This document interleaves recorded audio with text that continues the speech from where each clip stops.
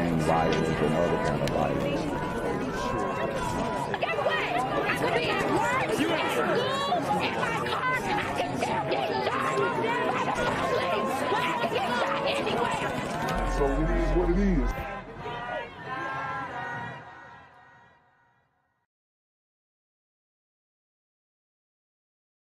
What's good, Shadow Realm? It's your boy Jenquavius Jackson, and y'all already know I'm demonetized and shadow banned in this bitch.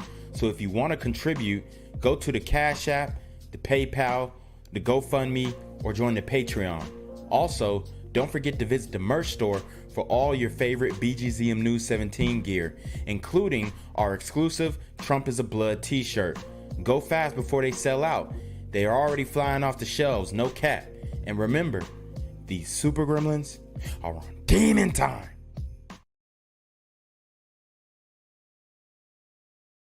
I'm here on the corner of MLK and Frederick Douglass, where a shooting just took place. And as you can see, it's a pretty rough area. So I'm basically risking my life reporting on this madness. So make sure you do me a favor and hit the subscribe button. Like the video, hell, share the video. And make sure you go ahead and leave a comment down in the comments section to continue the discussion on how we can find solutions to all this son violence in the streets. I'm Jenquavius Jackson, here live, reporting from Atlanta, Georgia, BGZM News 17. It's aimed at cracking down on businesses that may be contributing to crime problems. As Rob Masson reports, if certain crimes occur on business properties, those businesses may soon be shut down. In their effort to try and tackle crime, the New Orleans City Council has now given the city's police chief broad new powers in shutting down businesses that could be contributing to the problem. And if a business is ever going to be shut down, it's going to be because a judge saw that the business met all the criteria and that was the last resort. Under the measure proposed by Councilmember Helena Moreno, those criteria would be 3 violations of criminal acts on a business property in New Orleans within a single year. And that can actually rack up pretty quickly because New Orleans is super hot. So I don't think that is fair, that specific rule. But what's going to happen is obviously the community is going to be disproportionately affected by this. I know they're trying to show these like druggy gliders here, but the reality is it's the brothers chilling outside with a cup of lean and a Black and Mild or something like that, or a Bleezy, blazing, posted up, looking hard, that's going to end up causing a lot of the situations that might go down at these businesses. Those crimes include, which are very clearly listed on the ordinance, distributing, storing, or manufacturing controlled substances, storage or possession of stolen property or unregistered firearms, or the furtherance of a crime of violence. As the council debated the nuisance ordinance, concerns were raised about possible unfair enforcement. Even when the intent is good, it seems like in many cases that the disparaged community bears the brunt a lot more than the violators who are in other communities. Moreno said the bill will include a reporting element to monitor the racial breakdown of those who are shut down. We don't want to ever there ever be any accusations of subjectivity. We wanted to make sure that it was like, nope, it's about meeting the criteria. Yeah, and like I said, the issue is that some of these businesses in the community, they're not doing business the right way. They're just not doing business the right way. And this is definitely going to have an impact on the community. The measure received unanimous council support, especially in light of a recent incident where a Baton Rouge bar was shut down after Madison Brooks of Covington was allegedly raped and died on a Baton Rouge street after visiting a bar there. In light of what just happened in Baton Rouge in particular, that we have an even greater onus to make sure that we're enforcing this. But the thing is, like, how I know in this case with the bar, that business is definitely liable. But at the same time, are you just going to hold businesses responsible for what people do off the premises of their establishment just because they got lit at that establishment, I don't really think that's fair. Equitably and evenly. The new nuisance law will not apply to residential properties, only businesses. And the measure provides for a business to be shut down for up to 2 years and possibly face civil penalties if it is declared a nuisance by a civil court judge and padlocked by police. Elena Moreno said she modeled the statute after a similar law put in place in Baltimore by former New Orleans police chief Michael Harrison. Meg. Charbonnet Funeral Home tells me someone broke in their facility, but he fears that the break-in stems from the unhoused population that's been growing underneath the Claiborne Bridge. I've been here for 135 years, my family, and I have a whole block here. I can't just fold up the cotton and leave, you know. And my man said, "Fold up the cotton." No pun intended. It's beginning to hurt me. The uptick in crime in New Orleans impacting one longtime business owner. It's not the normal break-in that you would see. People want to take televisions and all these other things. They didn't take those kind of things. They took things that they could dispose of very quickly. Louis Charbonnet believes the break-in had something to do with the growing unhoused population under the Claiborne Bridge. He fears if not addressed, his business will suffer. They took a lot of linens, blankets, things that we use just at the funeral home. I got a first-hand look at the conditions under the Claiborne Bridge. Here under the Claiborne overpass, you see the large encampment, but it's on public property. So the city has restrictions as to what can happen on public property. I asked Councilman King, how can the city remove Mardi Gras ladders from public property then? He says the rules are tricky. That's a tricky answer. If someone has an encampment on a private property, the city can't go onto that private property and remove those individuals. Charbonnet wants the city to come up with a solution rather than a temporary fix. I don't know exactly what the powers that be can do, but they need to do something. And I know there's something that can be done. Yo, what's good, BGZM News 17 family? I'm at the corner of Jesse Jackson and Marcus Garvey, and I got some bad news for you. As you can see, I lost my job. I'm out here living in cardboard boxes outside of boarded up vacant homes. YouTube said I'm done getting money out here in these streets. They even took my funky ass suit. So anything right now would help. So go ahead and hit that Cash App, hit that PayPal, hit that GoFundMe. Hell, cop the merch. Or if you want to make the long-term commitment to the Jinquavius Jackson Fund, join the Patreon so that I can continue to put out top-notch content each and every day. Also, check out the Rumble, where there is absolutely no censorship. Link in the description box below. Hey, yo, ain't that nigga Jinquavius? Yo, I recognize. No, that's not me no more. Hey, yo, run your Y'all nigga. Do the opposite of Antonio Brown and take What more do you want from me? An Uber driver shot in the head by a passenger is recovering in the hospital and sharing what happened in her vehicle on Friday. Dang. So from robbing funeral homes to shooting Uber drivers in the head, the community, you have outdone yourself. Look, man, I really coming here day to day and putting out these videos, it's not easy because I see so much of this, and it really is heartbreaking because it's almost like people just are not aware that this is going on in mass. It's wild. Arrest reports Gulfport police say Linda Buford was Ubering 17-year-old Triniel Coates Jr., who rented the ride under his older brother's name.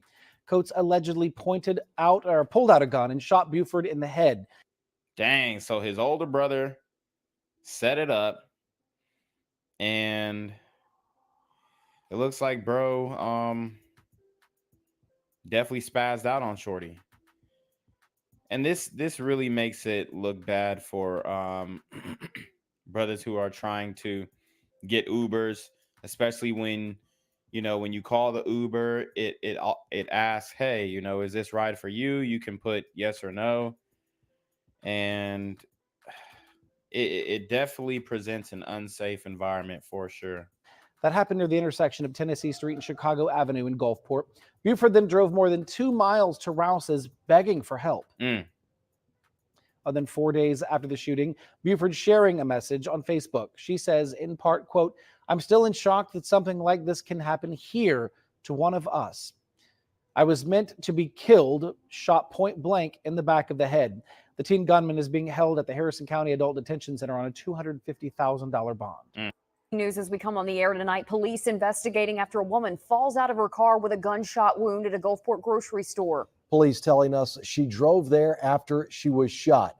Now, we still don't know where that shot was actually fired, but the woman was found here at the Rouse's grocery store on Pass Road in Gulfport. You know where this is, right at the busy intersection with Cowan-Lorraine Road. Wow. And when shoppers and employees saw the woman, they offered whatever help they could while looking on in shock. Some of the witnesses sharing their story with us tonight. Let's go out live to Stephanie Poole at the scene. Stephanie, what are we hearing? Yes, that's right, Jennifer. The Rouse's market scene is pretty quiet right now. Earlier this evening, 8 emergency agencies filled the parking lot to go where the victim was found hurt. We're going to go ahead and pull up that video to show you some of those images. Now, once again, Public Information Officer Sergeant Jason DeCray says Gulfport police got the call around 6:22 tonight. As of now, officers continue to search for a suspect. A description of the shooter and vehicle has not been released. Witnesses reach out and tell us that the moments of the victim was found in her car. One person says she was covered in blood on her shirt, asking and crying for help. She was laying on the ground near the entrance. Shortly, officers arrived to administer aid to her and take her off to the hospital. DeCray says they are continue working to gather those details. Let's go ahead and take a listen. About 6:22, we got a call of a shooting victim at Rouse's. When we arrived, officers learned that it occurred at a different location, and the victim just drove to Rouse's. Her current status is stable, and that's all I've got. It's still an ongoing investigation. We'll release more updated information as it becomes available. The Rouse's market is now back open for business. Live here tonight in Gulfport, Stephanie Poole, WLOX News Now. Back to Man, Uber is very dangerous. You have to be careful when doing it. Lyft, all that kind of stuff. You can get caught up in a very, very dangerous situation. And that's sad, man. This story is just sad. I keep saying that, unfortunately, it looks like the super gremlins are out here hunting gliders, and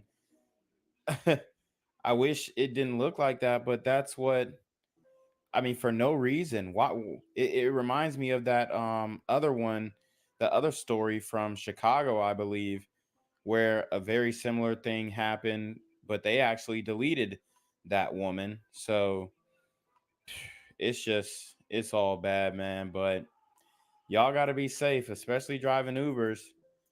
These super gremlins are on demon time. you in the studio. Thanks, Stephanie. Again, this is a developing story, and we're expecting to learn more. Stay with us for updates. She's lucky to be alive. An Uber driver shot in the head just 13 days ago. Tonight, an interview you'll only see here on WLOX. For the first time tonight, Linda Buford shares her harrowing story and her message for the teen charged with pulling the trigger. 10 seconds. 10 seconds to make a life-changing decision. That's all you get. So if I didn't hit it, I'm gonna drop. I'm losing my bonus. It started off like any other Friday night for Uber driver Linda Buford. Let's see how much money we're gonna make today, right? She's Guys, the fact that she's still going is crazy. These Uber drivers, they really do some great things, taking people from here to there. But the way that the community is just taking advantage of these individuals is absolutely insane. Okay, shouldn't happen at all. You know, like I said, this is not the first instance, and it kind of reminds me of that video in Memphis where the Super Gremlins were saying that, hey, you know, now we're gonna start targeting grandmas and all that type of stuff, kids, and this is where it has come. This is where we're at with it. Says Uber offered her a $350 bonus if she met their quota. That prompted Linda to accept rides she normally wouldn't take in areas where she didn't feel safe. When I first started, even being a slightly bit trepidatious of the danger, I was like, you just be smart. You don't go where you know not to go. Going against her better judgment, Linda says she accepted a ride January 20th off Hughes Avenue. Gulfport police say 17-year-old Trinielle Coates requested the ride from his older brother's account. I'm driving to pick him up, and he texted me, and he said, go around to the side where the mailboxes are.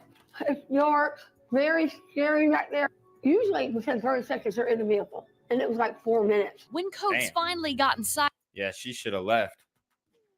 She should have left, honestly, because it is hot in, I mean, it's hot all across the states, but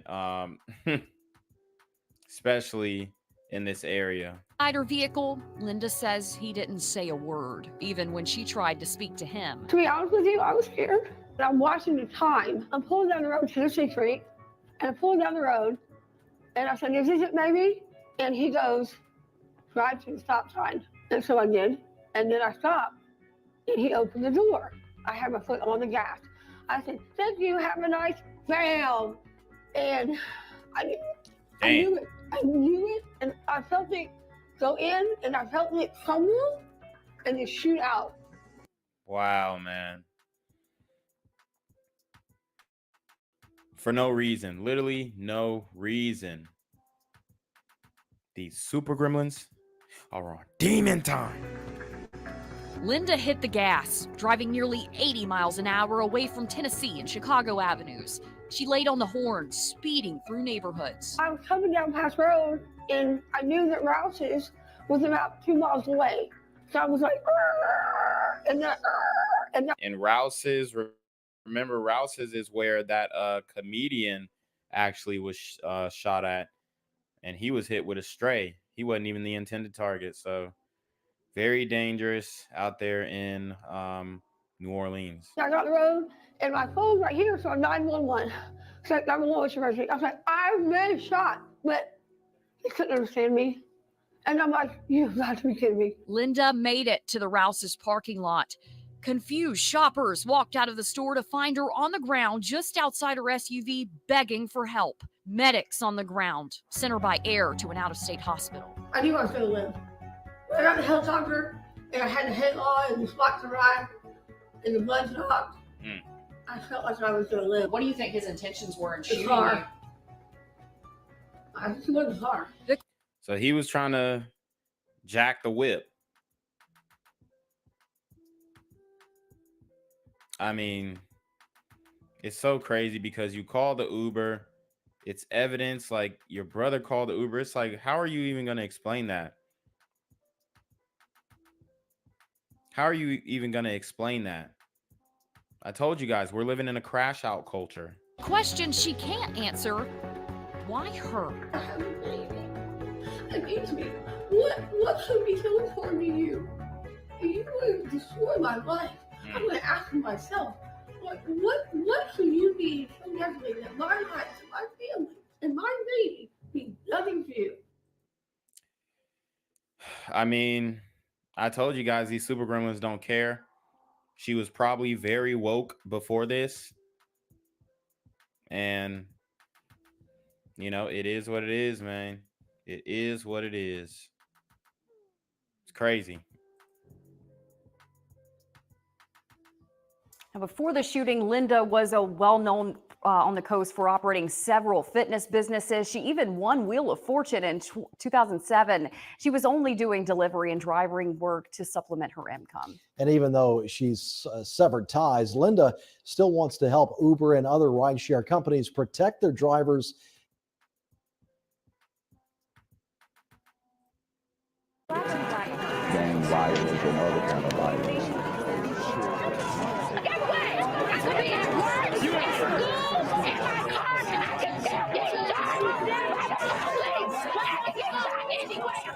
So it is what it is.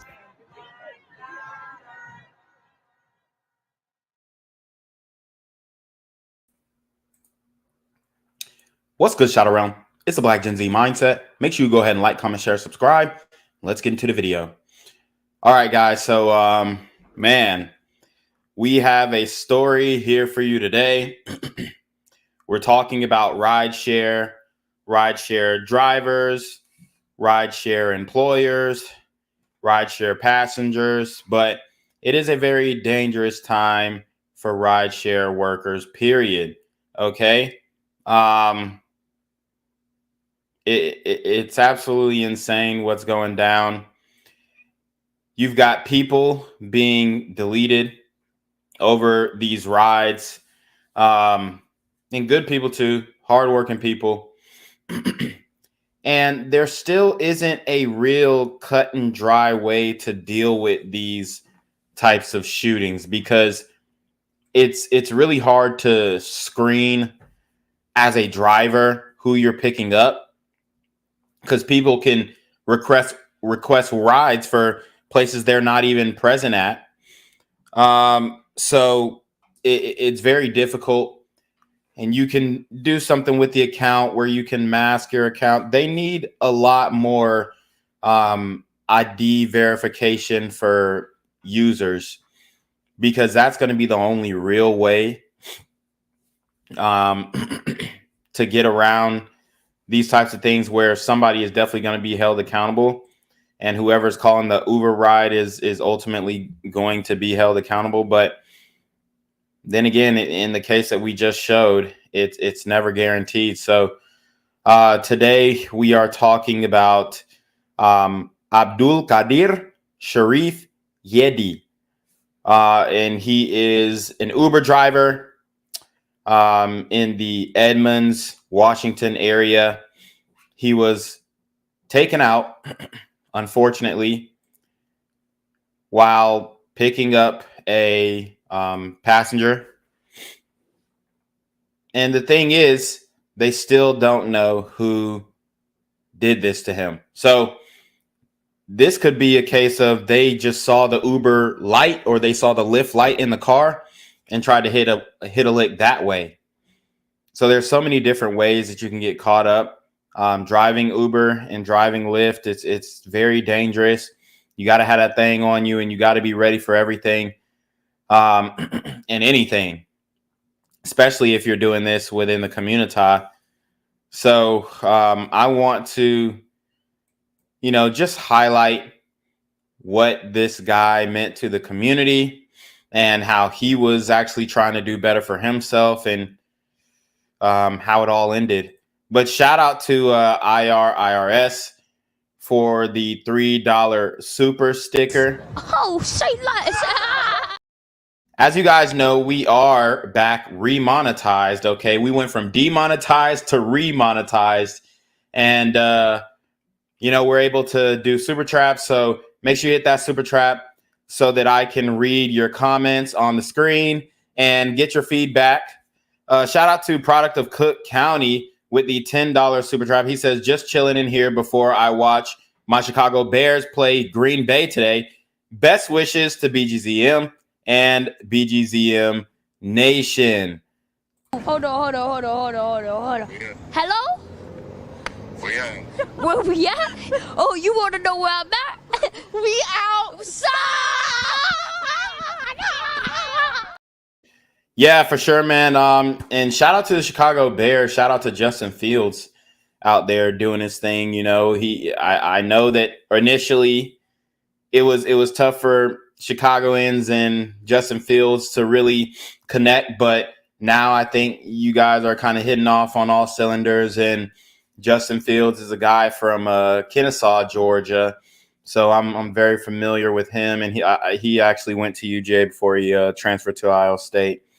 So, you know, he's definitely a solid dude, solid quarterback, and yeah, go Bears, right? But I definitely think it's going to be an uphill battle going against the Packers. I think their quarterback has just started showing flashes of greatness. So, you know, I definitely want to see that duel go down. But anyways, back to the topic.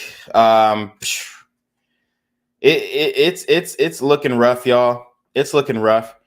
And I just want to get right into it because, you know, we've spent enough time prefacing how this situation went down, could have went down. Obviously, y'all know I'm reacting off rip.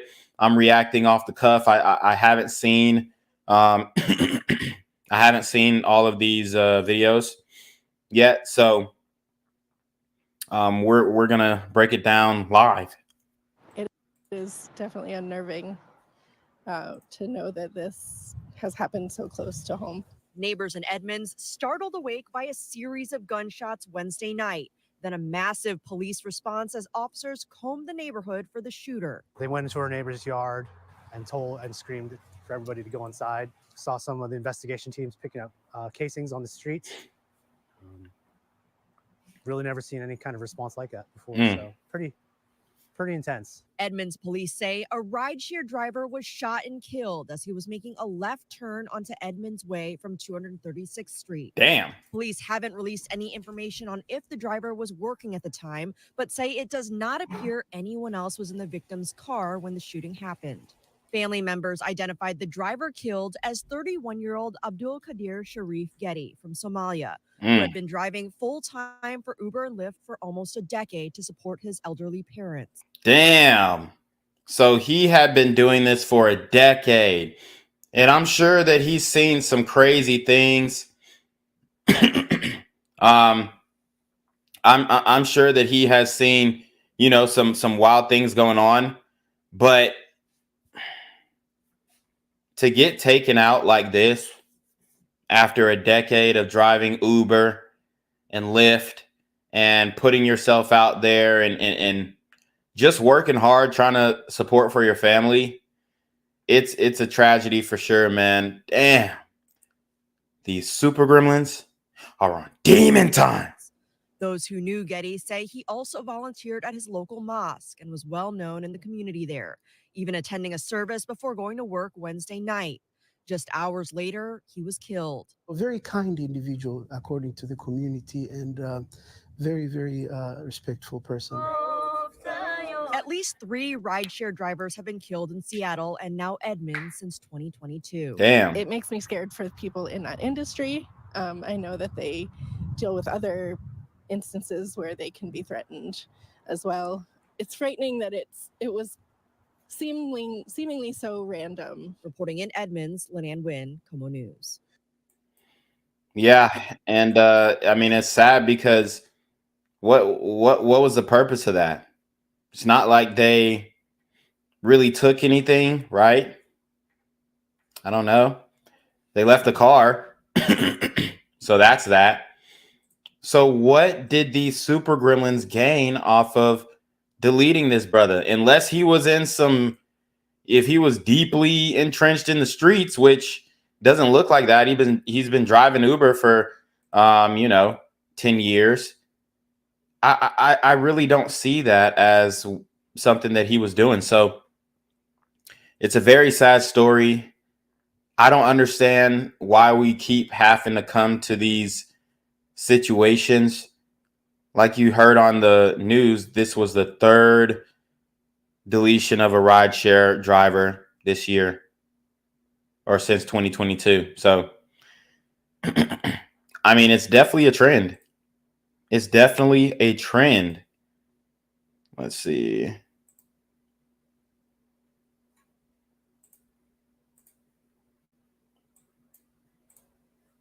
Yeah, that's right, Preston. He was an immigrant from Somalia, had lived here in our area for a decade. As his fellow rideshare drivers deal with another senseless loss, the search is now on for whoever committed this crime. Abdulkadir Shariff Gedi is the 6th rideshare driver to be murdered in our area. Damn, the 6th? I thought she said the 3rd. Wow. I mean, either I must have misheard it or she misreported. But that is too much. So we all know that this is a targeted thing. This is a targeted, there's something going on in the streets that for some reason they believe that rideshare drivers are an easy lick or an easy target.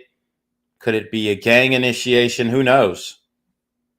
Since 2019. It really affects, my personal being, and it's really makes me think, how much pain that family has to go through. Ahmad Mumin is the head of the Seattle Rideshare Drivers Association. In a moment that will likely stay with him for a while. He was tasked with calling Abdulkadir's family to console them. The father is very devastated in the loss of his son, yes. Abdulkadir leaves behind older parents who relied on him for support. When he wasn't driving an Uber, Ahmed says the 31-year-old was always volunteering at a local mosque. Everybody knows him very well. He used to take care of the parkings, and he used to feed the birds. A man of peace killed on the job. Neighbors told Como they heard at least 7 gunshots. I see this on television all the time. It's out of control, but I had no idea it would be right here on my doorstep.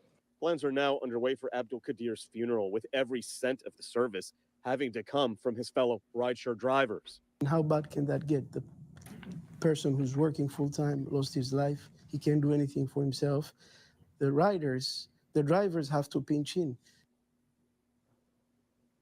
Now, as for the shooter in this case, whoever that man is, the search is now out there. Police said today that they really have very little information. Anyone who thinks that they may know something about what happened is asked to call Edmonds Police immediately. Coming to you live from Edmonds tonight, Ryan Sims, Como News. Damn. And just like that, you can be taken out, driving Uber, doing something innocent, trying to make money and provide for your family. Man, it's sad, bro. It really is sad. Too many times this has happened, and it looks like this guy was, he was an immigrant. I'm assuming he was doing it the legal way, working and trying to make a way, and taken out. So, you never want a situation like this to happen, whether he was here legally or illegally. I'm going to give him the benefit of the doubt, though, right? But this is something that can really happen, and you're not even from this country. So, man, condolences to the family. But we're going to hear from the police on what really went down, all the details that they know, and hopefully they can bring us up to speed. The victim was rushed to Harborview Medical Center, and a manhunt began for that suspect. Multiple law enforcement agencies from Snohomish County responded, and also the Shoreline Police Department from our border agency in King County. Police canines were used, drones were used, but ultimately the suspect was not located. We did have eyewitnesses, so detectives responded out to the scene and interviewed those witnesses. Evidence was collected. Those efforts went throughout the night. Some detectives stayed and haven't gone home yet. Some went home and got some sleep and came back. We've gotten some search warrants. We've done neighborhood canvass. We've collected some video evidence. We have found some potential areas where some of the rounds may have gone. We believe there's approximately 10 or 11 rounds that were fired based on the evidence at the scene. Right now, our number one priority is apprehending the suspect. Unfortunately, the victim did succumb to their injuries overnight, so this now is a homicide investigation. It appears that this was two people that just crossed paths, and for whatever reason, the pedestrian decided to open fire. So maybe, the guy's walking in the street, not getting out the street. He says, "Oh, come on, move. I got to do my job." Da, da, da, da. Exchange of words, and guys, it happens that fast. A simple disagreement, a simple argument. That's why you got to have a dash cam for real. If you're driving Uber or Lyft, dash cam, rear view cam, whatever you got to do. You need to be seeing your fronts and your backs and have it on camera, because in that case, at least you can figure out who done what to you and maybe get some justice on the back end. But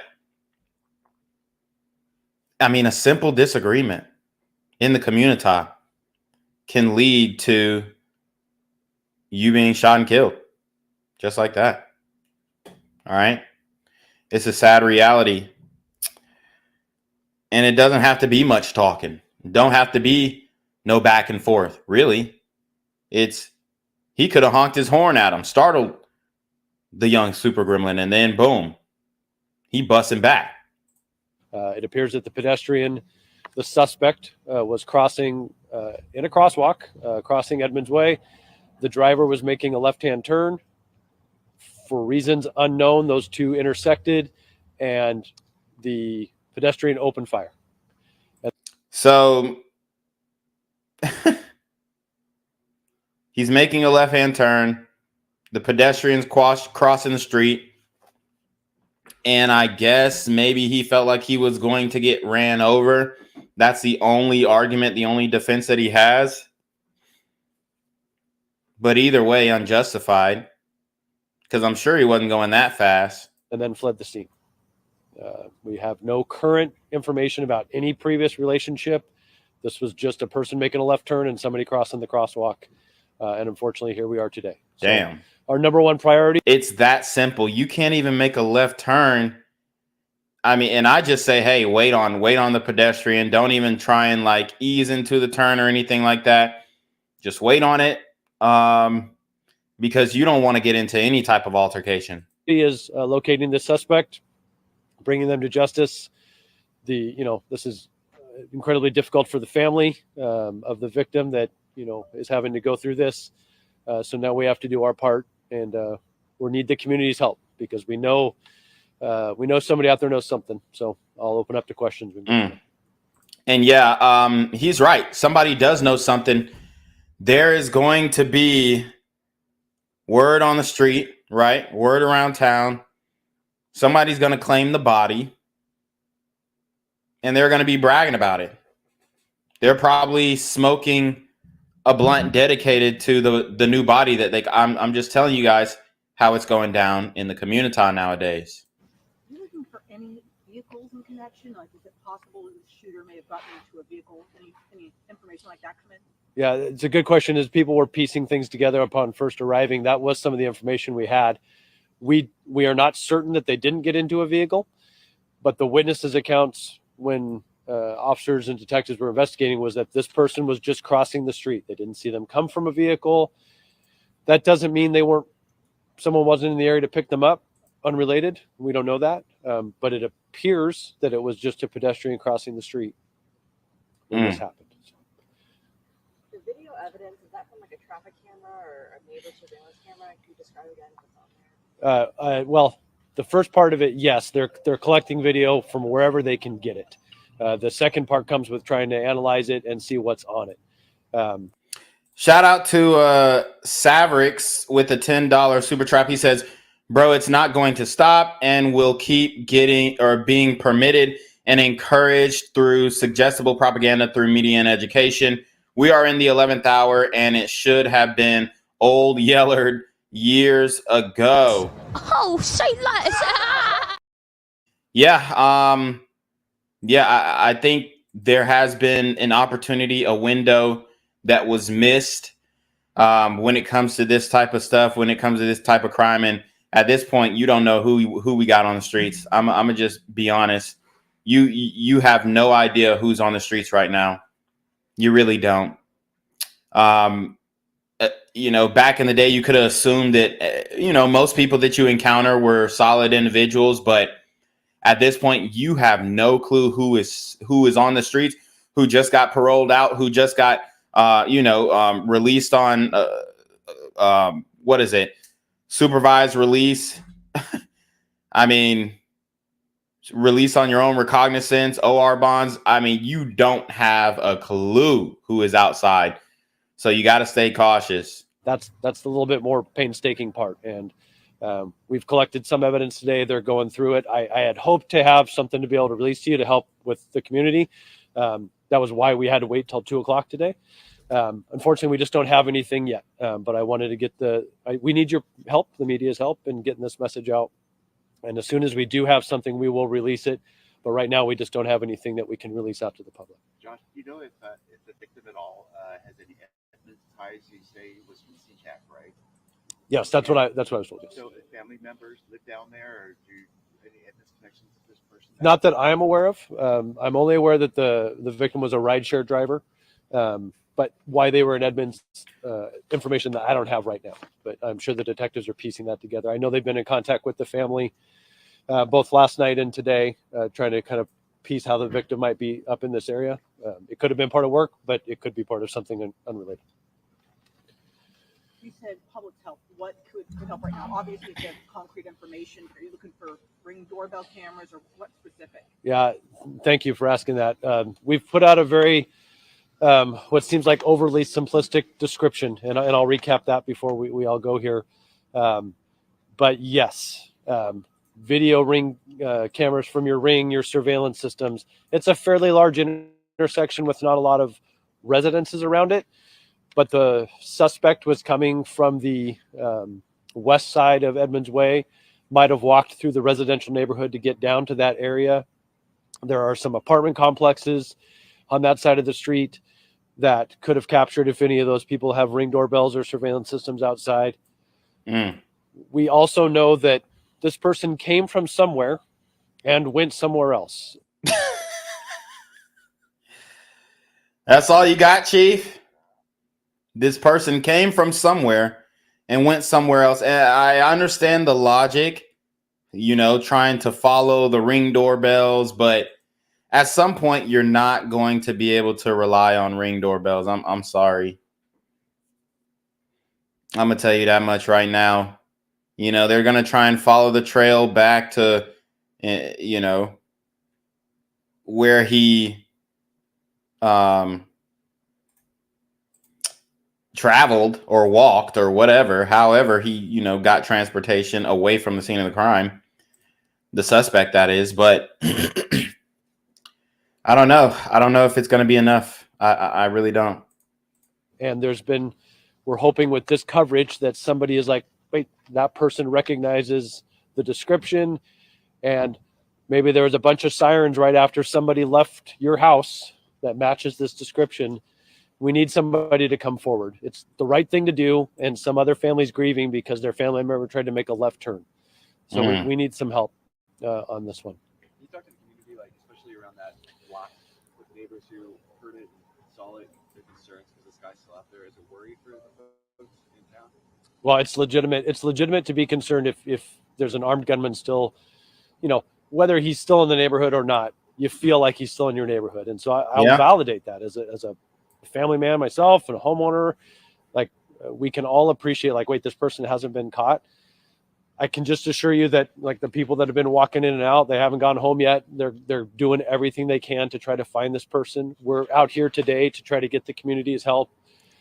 But it is unsettling. And I sent out a statement. I'm not sure if you guys all got it yet, but Chief Bennett's issued a statement. Mayor Rosen has issued a statement acknowledging this is unsettling. We're 4 days into the new year and we're having to deal with this in Edmonds. And this is a unique circumstance. This is not people that knew each other or had history that we can tell. They just crossed paths, and for whatever reason, this person decided to victimize this other individual. And so, it is unsettling for the community.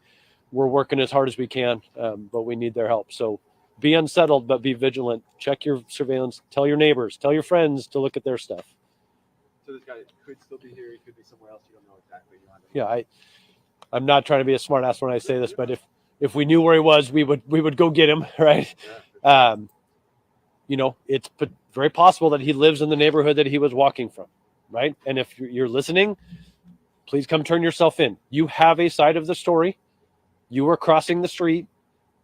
Whatever happened, happened. We don't change that. But now it's time to at least come tell your side of the story, and we'll figure everything out from there. Oh, see, if you think this guy's just gonna go turn himself in, man, you got a whole nother thing coming, bruh.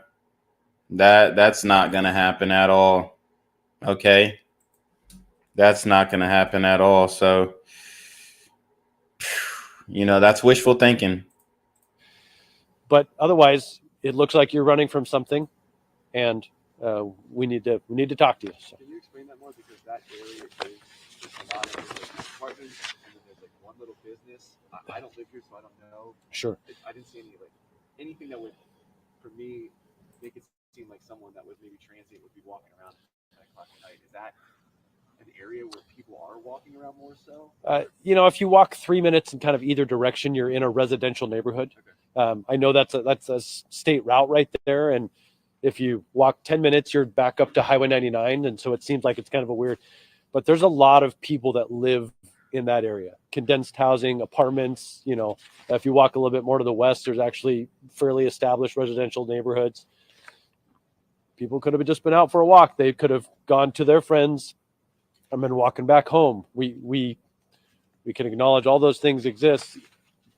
So we kind of know somebody knows something, because this happened too randomly for somebody not to realize. I heard a bunch of sirens right after somebody left my house or the other area. Josh, was there any extra security up at Madrona K8? That school up there? Oh, sorry. So we were in good communication with the school district. We didn't have extra security up there today, but what we did have was patrol officers and detectives up there canvassing the neighborhood, looking for additional evidence. So kind of unintentionally, we had an extra presence up there by all the officers and detectives that were working the area. And what made you think that this was random? And was it some video that you have already seen, or could the guy have flipped the driver off, or what makes you think that it was like totally random? Well, we have witnesses that watched this occur, right? So they were at the intersection, driving themselves or in the area, and at some point, yes, the two intersected. The person making the victim making the left-hand turn, and then the person crossing the street. What happened in those like millisecond moments is we're still trying to figure that out. But whatever happened didn't deserve the outcome that it got, which was this person being brutally murdered. Those 10 or 11 rounds, were they all the same type of round? There's a lot of shots fired. I'm assuming only, which is not good for the PIO to do. So let's pretend I didn't say that. That it all came from the same weapon. There was no indication. There was multiple reports of successive pops. No indication that there was two weapons involved. But the detectives are going to analyze each and every round and the casings that were recovered, and we'll be able to verify that later. Was the guy working? You said he's a rideshare driver. Was he working? Is that... We don't know if he was on duty at the time. We just know that he was a rideshare. Both been talking to the family and some items that were left in the vehicle. But we don't know what, at that moment in time, what he was doing. Can I ask you a question? I think the last time we did something like this was in May of last year. I mean, homicides and evidence, not anymore. Yeah, I mean, we talked a little bit about it. We had, I wrote it down just to make sure I got it right. Last year, we had one homicide in Edmonds. In 2022, we had two. One of those was an officer-involved shooting that was investigated by the SMART team. And the year before, we had none. So the goal is to have zero, right? We don't want to have any. We don't want to say, oh, our numbers are low, so everything's fine. Nobody should lose their life. Yeah, and I mean, at least he ain't bullshitting you. The numbers are high, and it's a problem.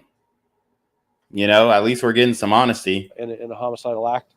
So I don't really want to focus on how many we've had or haven't had. We need to find this suspect, and we need to bring this person in one way or another. And we'd really like the community's help. So my question for you is, I mean, when you talk to anyone in this town, it's always, you don't expect an ending. So what does it feel like to come out day 4 into 2024 and have to deal with it? Yeah, you know, I'm a 25-year veteran. The years and the days, like, they're just how we kind of mark things on a calendar. Police work is one of those things where the calendar doesn't really matter. Stuff happens, human beings happen, and here we are. So You've got a professional organization here that's working tirelessly to go do everything they can to bring this person to justice. That's what our focus is right now. We can't control that it already happened. We can only control how we address the situation now. And we're doing our best to help this family get some healing.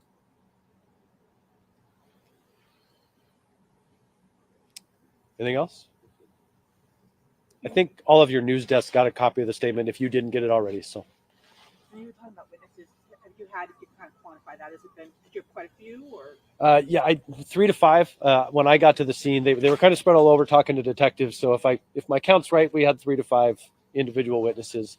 And there was a little bit of language barrier with some of them. So the detectives did a great job of getting resources that they could interview the people in their native language. That made it easier for those interviews to take place. So we were able to get better information because of the dedication of the detectives and frankly, the willingness of the witnesses to stay there and help provide information. It was cold. It was rainy.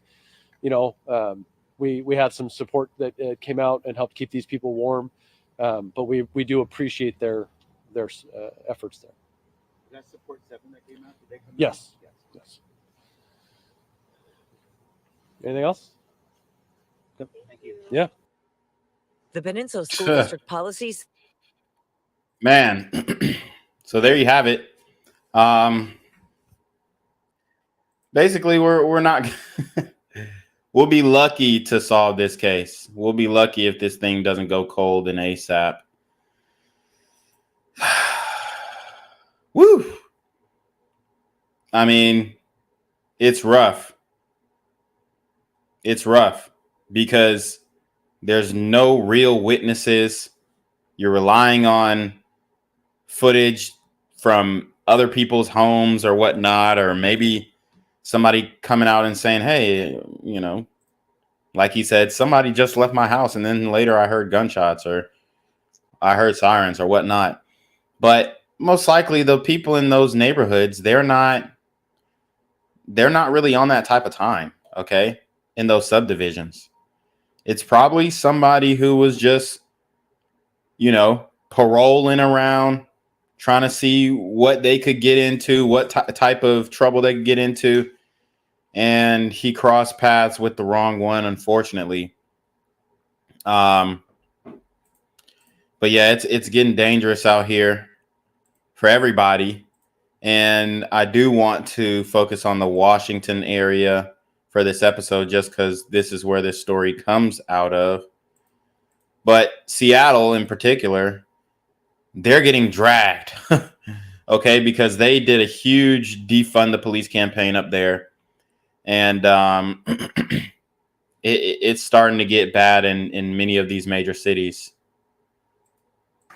Good evening. The Muslim community says that Gedi was a servant in his community in working to live the American dream. Talking to his family, they say whoever is responsible should turn themselves in. Don't cry. Always have patience. Surrounded by her family and her Muslim faith, Umaymiyun Sharif spoke of her older brother, Abdulkadir Shariff Gedi, and the lessons he taught her. And he always told me to always stand firm on what I believe in. She will miss those words of wisdom, along with her brother, Abdurrahman. I'm sad, broken, lost my older brother, and fully devastated. 31-year-old Abdulkadir Shariff Gedi was shot multiple times Wednesday near the intersection of Edmonds Way and 236th Street Southwest around 10:15. According to Edmonds police, the suspect walked into the intersection and shot Gedi, who was on the clock working as an Uber driver. He pulled the trigger on my brother. He didn't deserve that. He didn't deserve that. Yeah, and this is just seeming more and more random. In my opinion, it just seems like a super gremlin was just trying to catch a body that night. And that's just how it happens sometimes. And I've told you guys that these random deletions, these random killings, these random murders, homicides, whatever you want to call them, are going to start happening a lot more often. All right. Just wait on it.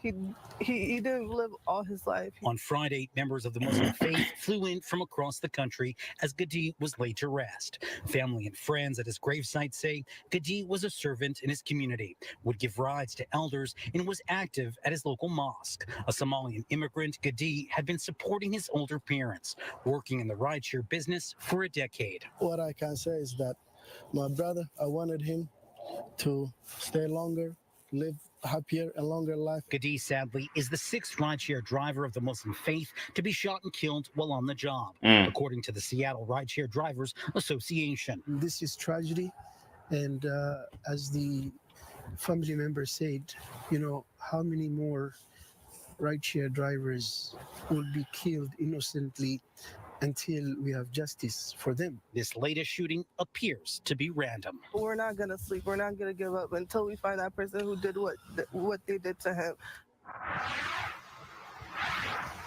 And as for the investigation, Edmonds police is asking anyone in the area where that shooting took place Wednesday to review home surveillance video to see if that suspect was seen on camera either entering the area or leaving the area. Meantime, a GoFundMe has been set up to help with Gedi's funeral arrangements. We're in Covington tonight. Dave Detman, Fox 13 News. And continuing coverage, we have a description of the suspect involved in that shooting. Uh-oh. Police say he is a man in his teens or Man in his teens, early 20s, curly, dark hair, wearing all black clothes, headed eastbound on 236th Street, armed and dangerous. Damn, that's it. Is he white? Is he black? Is he Hispanic? Is he 5'9", 5'10", 6'4"? You know, I mean, that's all we're getting. early 20s with curly dark hair. He was last seen wearing black clothing and took off running eastbound on 236th Street. He is considered armed and dangerous, so if you do see him, do not approach him. Just call 911 right away. And that description is going to get somebody killed. It really is. It really is. You gotta do more. You gotta do more. You gotta give us something else, something a little more than that. Okay? Because now, how are we supposed to identify this person if we don't have a genuine, specific description? Some rideshare drivers are really on edge tonight after one of their own was shot and killed in Edmonds this week. And we're told the victim was 31-year-old Abdulkadir Gedi. Cairo 7's Samantha Lomibao is in Covington, where the community paid their respects as he was laid to rest this afternoon. Samantha, this is the third time in just a year and a half that a rideshare driver has been murdered. So some say they are feeling targeted. Drivers tell me they don't feel safe when they're on their job and feel they need to be better protected. We're told Abdulkadir Gedi was driving back to the airport after dropping off a customer on Wednesday night. Police say the suspect was walking on Edmonds Way when he opened fire and shot Gedi, who died at the hospital. Now, we saw similar situations last August when an Uber driver was shot and killed in Soto and another murdered in September of 2022. I spoke with the Council on American Islamic Relations, who's been advocating for increased protections for drivers. Whether it's cameras, whether it's some type of safety mechanisms that will help make their lives easier. This individual went out to do his job, and he didn't expect to be violently attacked like this and to ultimately lose his life. Still no word yet if there was a motive, but police believe Gedi's shooting was random. The Muslim community is still mourning his loss as they are still searching for the suspect. Police describe him as a man in his teens to early 20s wearing all black. Now, if you have any information about the suspect, you're urged to call police immediately. In Covington, Samantha Lomibao, Cairo 7 News. Chico. Yeah. A lot is going on in the Washington area. We're going to transition straight to Seattle and see how chaotic it has been just this new year and the months leading up to the new year. Yeah, police say they haven't found that suspect yet, but there was a woman in the car. Police say she was taken to the hospital. Those who live on that street thankful tonight that nobody else was hurt, because when you take a look at that scene, certainly could have been possible. What a mess was left behind on this neighborhood street next to Mount Baker Park. This red Honda SUV, Seattle police say was stolen, seen smashed to pieces and in the middle of the road.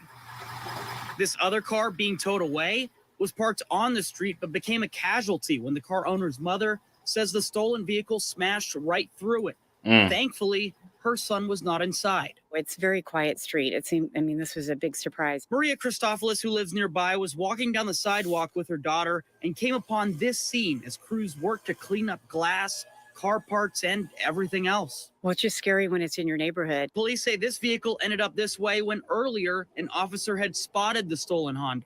He initiated a traffic stop, but the suspect drove off. According to the department, SPD officers did not chase them. Then police say the crash happened. The man driving ran off, and a woman who was a passenger was hurt. It's difficult to watch Seattle, take a downturn like it's taken with safety and all of that. I mean, we strongly feel like we need our police. Yeah, we're still working to find out more details on that stolen vehicle. We do know that it is stolen out of Seattle. We also haven't had any identification of that suspect, but police say, again, he is still on the run tonight. In Seattle, Paul Rivera, Como News. Another Seattle pot shop hit by crash and grab burglars. This morning, someone rammed a car into the front of this marijuana store in the city's Wallingford neighborhood. The shop along Northeast 40. Damn. So, as you guys can see, people are specifically targeting these marijuana vendors, hitting them up like they are the actual plug, and not respecting their business license, business status. And the reason why is because, they're at the end of the day, the people on the street still look at them as a drug dealer, whether they have a business license or license to sell or not. So they feel like you can't call the police about them bricks in the kitchen because it's illegal anyway, in their minds, even if it's legalized in the state or decriminalized, however they want to call it. So it's still a very dangerous business, even if you're dealing with it legally. Fifth, just west of I-5, is now all boarded up once again. Police towed a red Hyundai Sonata from that scene. They also say the thieves did steal some products from the store. One of the shop's managers told us this is not their first crash and grab. My friends are so sick of this place being dropped into. It's not fair. Like every single company, even the frame shop down the street has been knocked into it. What are you going to do? Just hear his frustration. The assistant manager told us the shop was also hit just 2 days ago. Damn. So there you have it. Yeah, this shit is ridiculous, man. It's only getting crazier. And the suspects are also only getting younger. And that is what's even more scary, because they can throw their lives away for, a short amount of time, and then they get released back onto the streets if they're a minor when they do these crimes. Yeah, and that's why the neighbors say they're frustrated, because they say crashes like this are absolutely preventable. Troopers say this 14-year-old was behind the wheel of that stolen car going at high speeds when he hit another driver on a stretch of road that neighbors have been worried about for some. So you heard that. A 14-year-old got behind the wheel, being chased because he stole a vehicle, and boom, just like that, kills a 50-year-old man attempting a U-turn. Time. Early Sunday morning on a dark and foggy stretch of road, a deputy's body camera capturing the scene where a teenager is accused of crashing a stolen Kia into another car on the south end of Spanaway. And these are the Kia boys striking again. What have we told you about the Kia boys? This is them striking again. That teen, blurred here, survived. The other driver did not. I'm devastated. I'm very devastated. Faye owns this store next to where the crash happened. a person's life was taken because of this kid. Faye says the whole town is frustrated with the disturbing trend of young people stealing Kias and racing around town. They're out here drag racing and speeding and racing each other. And a lot of times there are Kias. Police have warned of a social media trend that shows teens how to quickly steal certain models of Kias and Hyundais. It's known as the Kia Boys, and it's fueling a rise in car theft nationwide. The National Crime Insurance Bureau said Washington had a 31% jump in stolen cars between 2019 and 2022, the highest of any state in the country. Earlier this year, police say 2 teens in a stolen Kia crashed into a semi-truck after fleeing a robbery scene in Pierce County. Damn, look how much destruction these super gremlins are causing. I mean, they are doing real damage in these streets. These super gremlins are on demon time. Driver of that semi was ejected and died at the scene. No respect.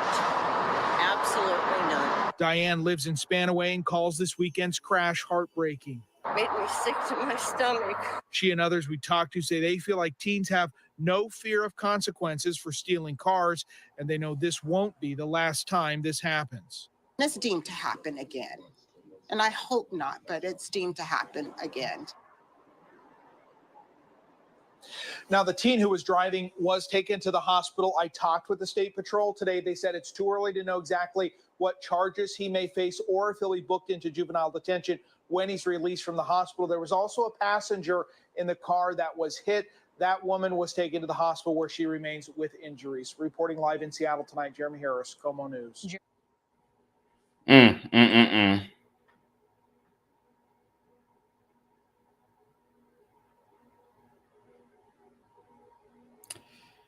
This is ridiculous. God, I mean, the Kia Boys, they definitely started a trend. They definitely started a movement because this is one of the most prevalent the most prevalent crimes in the streets now that has pretty much taken over. Okay? This shit has gotten it's become nationwide. The Kia Boys have. So it's definitely ingrained in the street culture. Well, the victim's family tells me that they still have a lot of unanswered questions about what exactly happened here after hearing from witnesses who have come forward providing a different version of events.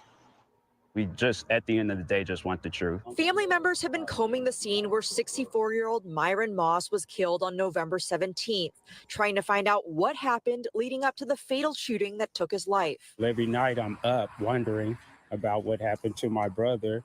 And I mean, I can't sleep. Investigators with the King County Sheriff's Office say Moss was found dead from a gunshot wound in the parking lot of this 76 gas station in Auburn. Moss's family says from what they've gathered, the shooting may have stemmed from a possible road rage incident with at least. So road rage is definitely another thing. So you can get clapped by a pedestrian who somehow has road rage, even though they're not behind the wheel of a car. Somebody crossing the street will shoot and kill you, or you can be in a vehicle and get clapped. Like I said, the highways and byways, very dangerous. And you just want to avoid dispute. Somebody cut you off, let it go. Avoid honking your horn. I know it could be difficult at times, but is it really worth it at the end of the day? One witness coming forward saying Moss was here working on his car when an SUV almost hit him, leading to an argument. After that, she heard gunshots, and then she looked up and he was walking back to his car, and that's where he collapsed. Investigators detained the shooter, a man in his 20s, who they say has been cooperating with the investigation, but was questioned and released. Moss's family says investigators told them the shooter claims he shot in self-defense. I just want to know the truth, and I want to know why the guy's story doesn't match up with the other people's story. We spoke with other witnesses who did not want to be on camera. But damn, look at that gas. $4.30 a gallon. Woo! Thank God I am not over there, because Shared the shooter was the one who approached the victim. He was near his car the whole time, and they said within seconds of the guy pulling into the parking lot, that's when he had shot my uncle. The sheriff's office would not verify the family's claims, only saying they are still investigating. And they are also seeking other witnesses who may be able to provide more information. If anybody know anything, just come forward. If you don't, I mean, you might think it might not be that important, but it could be something to break the case open. So, I find it very interesting that you have people in the community asking people to come forward. We don't normally see this. And then you also don't have people shaming this guy for saying that, right? But if I say it, then it's a problem.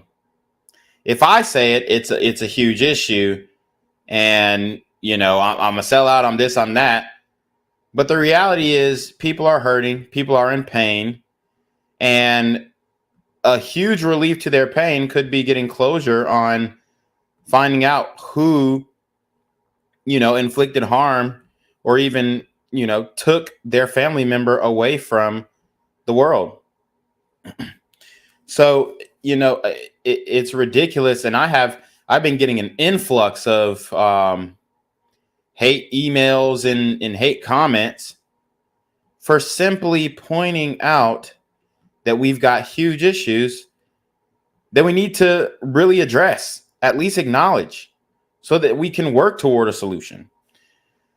That's why I sell the t-shirts, the No Solution, KNOW Solutions hoodies in my merch store, because I believe that we can get to know and come to know solutions if we first acknowledge these huge issues. And I think that the police precincts and the sheriff's office are definitely starting to come to that epiphany.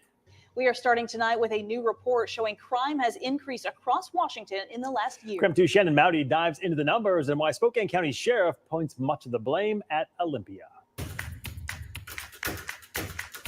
From theft to murder, crime was up in Washington state last year. That's across all crime categories, according to a report from Washington sheriffs and police chiefs. Spokane County Sheriff John Knowles wasn't surprised by the numbers. If you don't do anything to disrupt poor behavior, hold someone accountable for bad behavior, you can just expect more of that.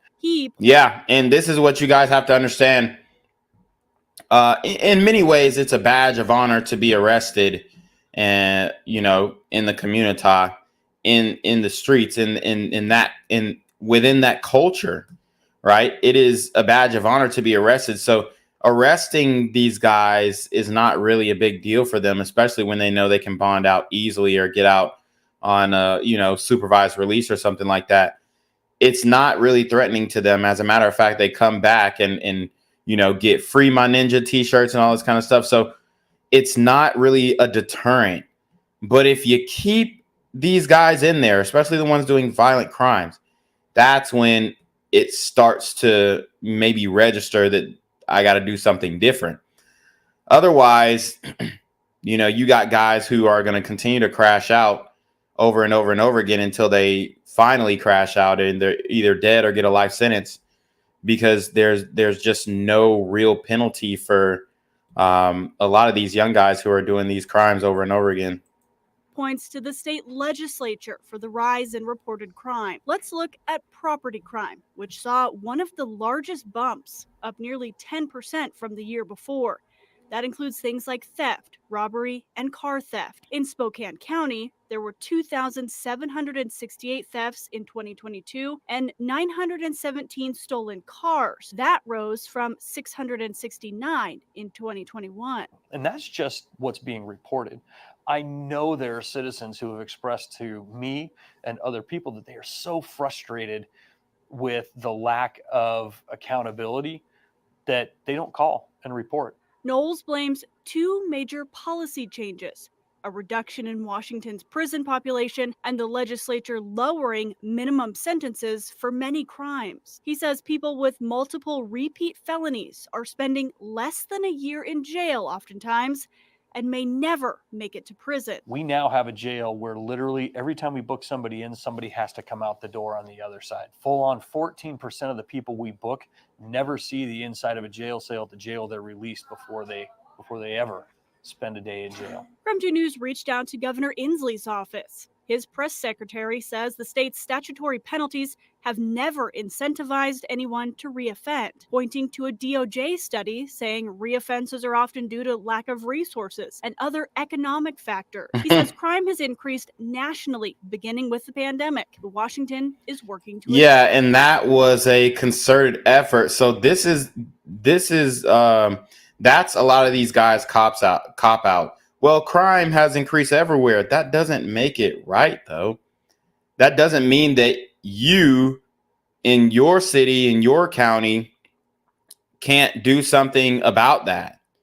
You know, I hate when they try and, oh, well, it's increased everywhere, so it's okay for our numbers to look shitty. That's just bad representation. Address it. On the local level, Sheriff Knowles says Spokane County needs more jail space and an alternative to jail for substance use treatment. But we have to have something waiting in the wings if they don't take advantage of it that's worse than going to the treatment. And we don't have that right now. Shannon Mounty, Creme 2 News. Yeah, it's really crazy. Let's keep going, though. This is getting interesting. I'm starting to see the issue here. Yeah, Preston, police were called here to Linden Avenue around 1 this morning. This actually comes as crime is trending down in some areas as we wrap up the year. But the Seattle police chief and many others we talked to today say this grim milestone is a reminder of the work still left to be done.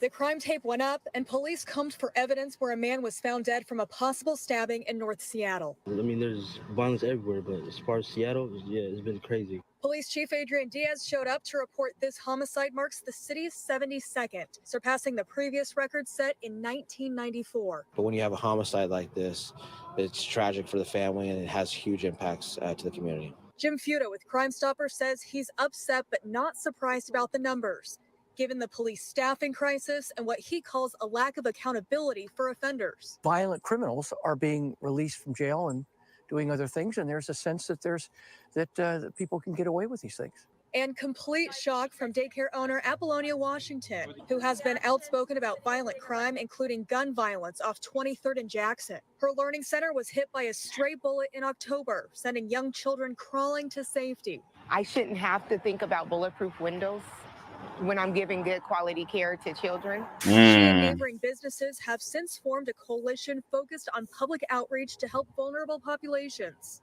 And they're pressing city leaders to keep police resources in the area. She and her colleagues are encouraging other neighborhoods to take action. Just like we're holding folks accountable to support 23rd and Jackson and around, there need to be other work groups created throughout the city. Meanwhile, Fuda is hopeful for a turnaround in 2024 and urges current and incoming city leaders to tackle the drug problem that often leads to these horrific crimes. It shows more heart and mercy to be able to take care of these people when they're not capable of making their own decisions. You think the new city council could help push those changes? Absolutely. And Washington tells us that her coalition is willing to help other neighborhoods that are wanting to start up work groups of their own. Also, Chief Diaz this summer introduced a new task force aimed at tackling gun violence in hotspots like Aurora Avenue, downtown, South Seattle, and the Central District. SPD has yet to release statistics of how successful that effort has been so far. For now, live in North Seattle, Jackie Kent, Come On News. Right now, Federal Way police are looking for an armed and dangerous suspect accused of attacking a man who was exercising at a park, sending him to the hospital with serious injuries. This all happened before 8 this morning at Town Square Park and Federal Way. KOMO's Paul Rivera reports on this investigation. He also spoke to those who have serious concerns about safety in that area. There's kids here almost every day. You know, not just mine, but all the local kids. So it's... Damn. I mean, you have a lot of children in danger because of these demon time activities. And a lot of times it's just not being addressed properly. and there are excuses being made. And tragedies will continue to happen. I believe that there's a really simple solution to all of this, but they just don't want to do that. These guys who are doing the majority of these crimes have extensive backgrounds, and if you don't hold them accountable and they're able to reoffend, then you're going to see an uptick in the crime. And that's what it is. There is no real accountability. They're letting a lot of these guys out. They just admitted they don't have space to house everybody. So a lot of people were released during the pandemonium. It's just getting really bad. It's disturbing. It's a daytime attack at Town Square Park and Federal Way that those here said adds to a list of safety problems in the area. Federal Way police said a man was trying to exercise and was attacked here in the morning by a suspect armed with a tool. Damn. Attacked from behind, the man was taken to the hospital with serious injuries. This photo was put out by police on the man they said they are looking for, considered armed and dangerous. Damn. So they got a glider on the loose out by the park attacking people with tools. God dang. And it looks like this is a blue collar homeless ninja or something. A homeless glider. It's wild. Got into a point where I usually have to carry a weapon, a gun, a knife, just something, so I can be confident that my son is safe. Curtis Adkins said he sometimes takes his son here and told us what he sees at this location. Drug use, homeless people setting fires, cops being called, cops taking 20, 30 minutes. He's not the only one who shared concern. What's up with these homeless people setting fires? God dang. Do you walk around here at night? God, no. Patricia Mayer lives next to the park. Well, if it's warmer and it's sunny, and there's more hours in the day, then yeah, I'll walk. But, when it's dark, I don't know. There's a lot of stuff that happens at night. While police were here, investigators focused their attention on a section near the parking lot at the park as they gathered evidence, learning more about the attack that happened here. But it's everywhere. Crime is everywhere, and you just have to be on your toes. Those walking by the scene hoping more attention can be paid to this part of town. Reporting in Federal Way, Paul Rivera, Como News. Tonight, Federal Way police are asking that you call 911 if you know or see that suspect. They say don't approach the man and that he should be considered armed and dangerous.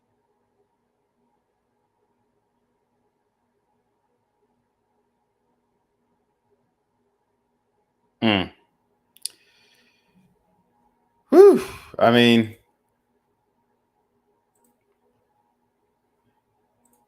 this is not good. And then listen to what the police say about crime in Seattle. They don't know what to do. They can't handle it. Releasing their 2022 crime report. Data shows shootings were at an all-time high last year, with the majority of the crime in 3 Seattle City neighborhoods: the Chinatown International District, Brighton, and Northgate. Como's Hannah Knowles is asking residents if they feel safe in this city and what changes they would like to see elected officials make. Here in the city of Seattle, overall crime is up 4% from 2022 to 2021. One of the big findings in this. And that's not good, because 2022, 2020 was one of the years where you saw the uptick start to happen. And they're trying to make this the new normal. 22-page report, gun violence at an all-time high with 739 incidents citywide. I live in Central District, and it's awful over there. We hear gun shooting all the time. There's people living in their cars, trash all over the place, needles everywhere. Alarming numbers from the Seattle Police Department. 2022, the highest rate of crime on city record in 15 years. Well, do you feel safe in Seattle? No, And why is that? there's just too much going on the streets. Most of the time, it's kind of living in the city. Unfortunately, a part of that. I think it has gotten better, but I will say that there's like a hardcore drug problem. As you can see on this chart, 2021 was the previous all-time high, followed by 2020. Talking to people today, a common concern, gun violence. I think there's always been a lot of shootings. Generally, I feel safe in the area. I think our police could do a better job of actually protecting and serving instead of just reacting and serving. 52 total homicides in all of 2022, the second highest on record, just shy of 2020. That year, the city saw 53 homicides. What do you think would fix it? We need some strong leadership, and we don't have it. And I thought we would have it with the mayor. I voted for him. I believed in him, and I don't see anything happen. See? So, I mean, like, there you have it. They're voting for, they say they want strong leadership, but they're voting for weak leadership. It's so crazy. They're voting for the people who are telling you that they're DEI hires, that they are going to do what's best for inclusion and diversity and all this kind of stuff. And they're not really worried about cleaning up the streets. Okay. They really aren't. Happening. More outreach, obviously, would really help. Maybe not letting them fester the way that they have. They need help. It's a tough spot to be in. It's a tough place to get out of. Also detailed in the report, the top public safety concerns in 2022, taking the top spot, property crime, followed by police capacity and homelessness. In Seattle, Hannah Knowles, Como News. Well, hi there, Molly. You know, the crime stats, they are alarming. And frankly, it really doesn't surprise many people. It is why so many are worried about safety. And let me tell you, the chief knows it. 2021 was actually our highest year of crime. And to see us about 4% over was one of those things that you're going to focus on. Just natural as a chief, like you want to see that decrease. You want to see like us making progress. But the progress isn't fast enough. Those who live, work, and even visit Seattle don't need SPD's new crime analysis to know violent crime is way up. They live it. They know shots fired were at an all-time high in 2022. And the CID was such a huge, drastic change in the increased amount of shootings that happened year over year. That's one of the most disturbing things. But a lot of that was driven in the homeless, nexus. The CID, the Chinatown International District, had the highest number of shootings in the city last year. People don't want to wait a year or 6 months. They want it today. I think over the last 5 months, we're seeing a good trend. But that doesn't mean that we're out of the woods. We want to make sure that we continue to still stay focused on what our goal is, and that is really to make sure that this city is safe. Despite the highest violent crime rate in 15 years, the chief is honing in on the last quarter, crime trending down. He says it's because of identifying hotspots such as the CID, more police visibility, curbing homelessness, targeting drug and stolen property trafficking, and getting guns off the street. But for Jeremy Chang, who just opened a business in the CID, he feels compelled to protect himself and his employees. I feel like I need to be armed in a certain way. So my store does have, like a baton for my employees. A baton. I did tell them, hey, only use it when you feel like your life is threatened because it is dangerous. That's a big concern because we obviously don't want a baton. Come on, bruh. I ain't feeling safe with a baton when these super gremlins got them 30-round drums. What is this? What is a baton gonna do? How am I supposed to feel safe with a baton? Okay. How am I gonna feel safe with a baton when they pulling up with 30-round drums? It is insane. I can't believe he said a baton. Want people to take matters in their own hands. A primetime moment for President Biden tonight. A live look over the U.S. Capitol, where President Biden just finished his second State of the Union address. Oh, this is wild. Yeah, but we got a lot of problems in Seattle. Okay, a lot of problems in Washington in general. But I think overall they're not as bad as some of these other cities and states. But there has been an uptick from civilians. They've said that there's been an uptick, and you can feel it. You can see it on the streets. It's everywhere around you. You have an uptick in push icy mask. So this is a normal thing. This is a regular thing. And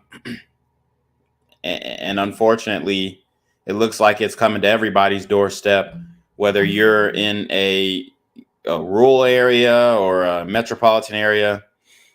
It just seems like you're not going to get away from this stuff because they just are not enforcing the laws in the way that they should. And we see that on the border. We see that, within our own state borders and city borders and county jurisdictions. So it's a rough time right now. But the most important thing is that you protect yourself. So without further ado, guys, we're going to end it here because I got to start cleaning up the crib. On Sundays, I do my cleaning for the week. But anyways, I appreciate everybody who joined, anybody who donated. Hit the super trap, hit the PayPal, hit the Cash App. Definitely watch the rerun and get in that comment section when the video ends, because I'm going to keep dropping content. I actually have a lot more. I got a lot more content on the way, and we're going to be talking about some very controversial things. So if you are interested in controversy, if you're interested in, this type of content and really understanding and knowing what's going on with these super gremlins in the physical and pathologically, mentally, emotionally, come to this channel because I'm going to be dropping videos every single day now. And you are going to really understand how individual anecdotal situations go down and how that builds up to the, amalgamation of data that we see that, negatively reflects on the community as it pertains to crime. So, yeah, I think it's very important to understand the individual anecdotal situations to understand the aggregate at large, because, man, the way that these conflicts pop off, it's so random, but there's always some type of lesson to be learned from it where you can get some real understanding as to why this occurred, how this occurred, and, the people behind these shootings. So anyways, you already know what it is. We're going to send it off to Jinquavius Jackson. Take us away. But I appreciate everybody. Make sure y'all be safe on this Sunday afternoon, because these super gremlins are on demon time.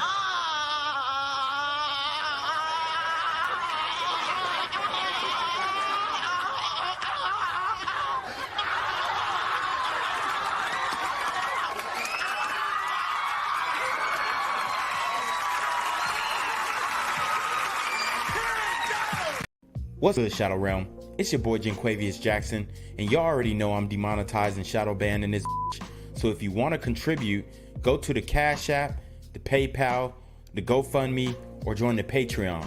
Also, don't forget to visit the merch store for all your favorite BGZM News 17 gear, including our exclusive Trump is a Blood t-shirt. Go fast before they sell out. They are already flying off the shelves, no cap. And remember, these super gremlins are on demon time. Yo, what's good, BGZM News 17 family? I'm at the corner of Jesse Jackson and Marcus Garvey, and I got some bad news for you. As you can see, I lost my job. I'm out here living in cardboard boxes outside of boarded up vacant homes. YouTube said I'm done getting money out here in these streets. They even took my funky ass suit. So anything right now would help. So go ahead and hit that Cash App, hit that PayPal, hit that GoFundMe. Hell, cop the merch. Or if you want to make the long-term commitment to the Jinquavius Jackson Fund, join the Patreon so that I can continue to put out top-notch content each and every day. Also, check out the Rumble, where there is absolutely no censorship. Link in the description box below. Hey, yo, ain't that nigga Jinquavius? Yo, I recognize. No, that's not me no more. Hey, yo, run your pocket. Y'all killing me with this shit. Do the opposite of Antonio Brown and take What all your more shit do off. you want from me? Gang violence and other kind of violence.